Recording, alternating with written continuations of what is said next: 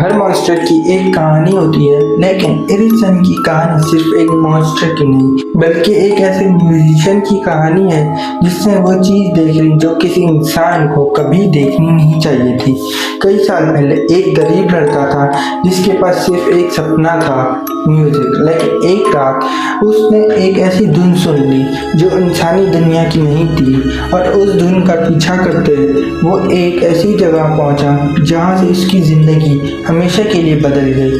और आज हम जानेंगे एरिक्सन की स्टोरी, और ये भी कि उस पुराने मेंशन के अंदर असल में क्या छुपा हुआ था। कई साल पहले यूरोप के गांव में एक लड़का रहता था, उसका नाम था एरिच।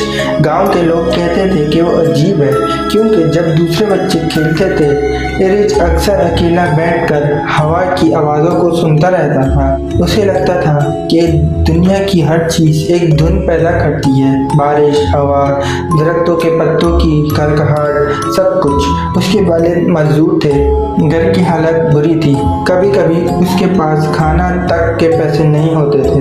लेकिन एरिच के दिल में एक सपना था, वो दुनिया का सबसे महान म्यूजिशियन बनना चाहता था। इंस्ट्रूमेंट खरीदने के पैसे नहीं थे, इसलिए उसने लकड़ी और पुराने तारों से अपना वायलिन खुद बनाया।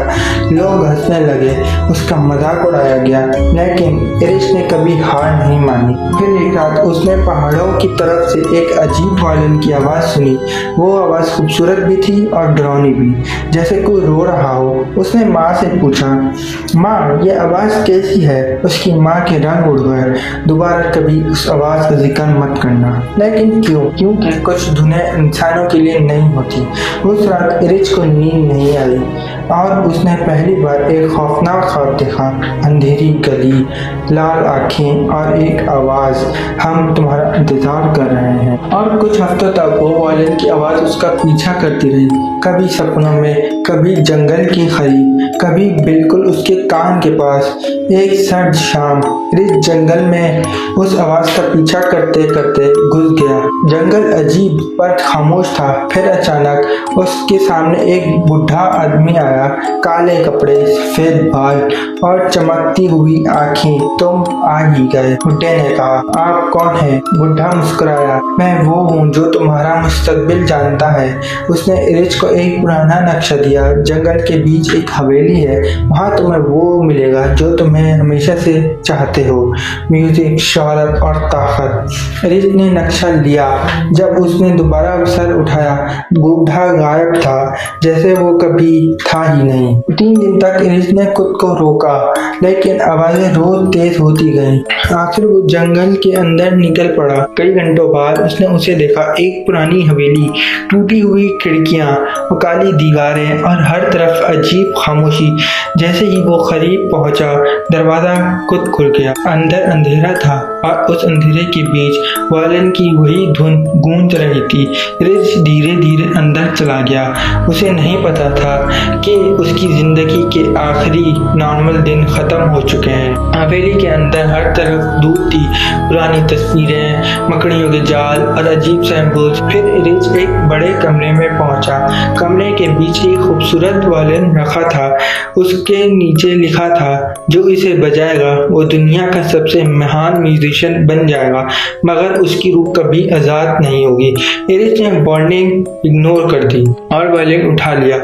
जैसे ही उसने पहला नोट बजाया, पूरा कमरा हिल गया, खिड़कियां टूट गई, हवा चीखने लगी और उसके दिमाग में हजारों धुनें भर गई, ऐसी धुनें जो किसी इंसान ने कभी नहीं सुनी थी। उस रात के बाद एरिच बदल गया। अगले कुछ महीनों में एरिच मशहूर हो गया। लोग उसकी परफॉर्मेंस देखने आते और उसकी म्यूजिक सुनकर हैरान रह जाते। लेकिन शोहरत के साथ कुछ और भी आया। हर रात आवाजें, हर रात साए, हर रात फुसफुसाहट, ज्यादा बजाओ, हमारे लिए बजाओ। एक रात उसने आईने में अपने पीछे एक साया देखा। जब पलटा, कोई नहीं था, मगर आईने में साया अब भी मौजूद था। दिन गुजरते गए, एरिच की बॉडी बदलने लगी। आंखें लाल, स्किन पीली, उंगलियां लंबी, हाथ लंबे, चेहरा डरावना। डॉक्टर कुछ समझ नहीं पाए। लोग उसे देखकर डरने लगे और आखिर एक दिन वो दुनिया से दूर चला गया, एक पुराने मेंशन में जहाँ वो अकेला रहता था, या कम से कम लोगों को ऐसा लगता था असल में अंधेरे की मखलूकें उसके साथ रहती। कई साल बाद एक जवान आदमी ने एज के मेंशन का राज जानने का फैसला किया। लोग उसे द विजिटर्स कहते थे। एक तूफानी रात वो मेंशन के बाहर पहुंचा। गेट बंद था इसलिए वो दीवार पर चढ़ा और अंदर कूद गया।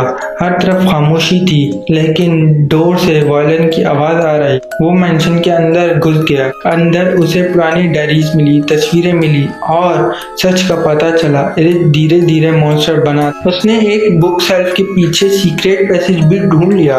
रास्ता तरखाने की तरफ जा रहा था और नीचे वही कस्ट वायलिन रखा था, खून से लगा हुआ। उसके आसपास अजीब सिंबल्स बने हुए थे। फिर विजिटर ने अपने पीछे सांस की आवाज सुनी और जब वो पलटा एरिसन उसके सामने खड़ा था। विजिटर भागना शुरू कर देता है। पीछे वायलिन की धुन गूंजने लगती है। पूरा मेंशन हिलने लगता है। दरवाजा बंद होने लगता है।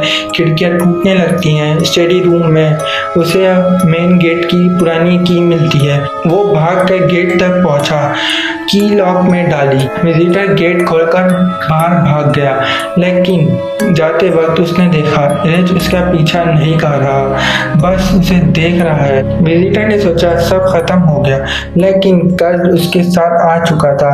हर रात वायलिन की आवाज, हर रात साए, हर रात खौफनाक ख्वाब। एक रात उसके कमरे की दीवार फट गई और उसके पीछे अंधेरा था। ऐसा अंधेरा जो रोशनी को निगल रहा था और उस अंधेरे में हजारों आंखें चमक रही। विजिटर ने रिसर्च की और उसे सच पता चला।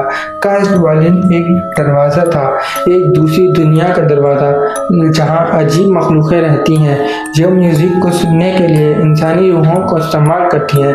जो भी वायलिन बजाता वो धीरे धीरे उसका गुलाम बन जाता और फिर मॉन्स्टर बन जाता।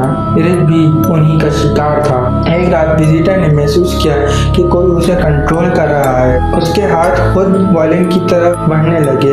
उसने वायलिन उठाया और बजाना शुरू कर दिया। पहला नोट, दूसरा नोट, तीसरा नोट। पूरा कमरा हिलने लगा। खिड़कियां टूट गईं, दरवाजा फट गया और अंधेरे की दरवाजा पूरी तरह खुल गया। हजारों साए बाहर निकल आए और चीखने लगे। आज भी लोग कहते हैं कि जंगल के बीच में वो मेंशन अब भी मौजूद है और रात के वक्त वहां से वायलिन की आवाज आती है, कभी दर्द भरी, कभी गुस्से से भरी। और अगर कभी तुम्हें अंधेरी रात में डोर से वायलिन की आवाज सुनाई दे तो उसका पीछा मत करना, क्योंकि शायद एरिसन अपना अगला शिकार ढूंढ रहा हो। मिलते हैं आपसे नेक्स्ट वीडियो में, तब तक के लिए पीस आउट।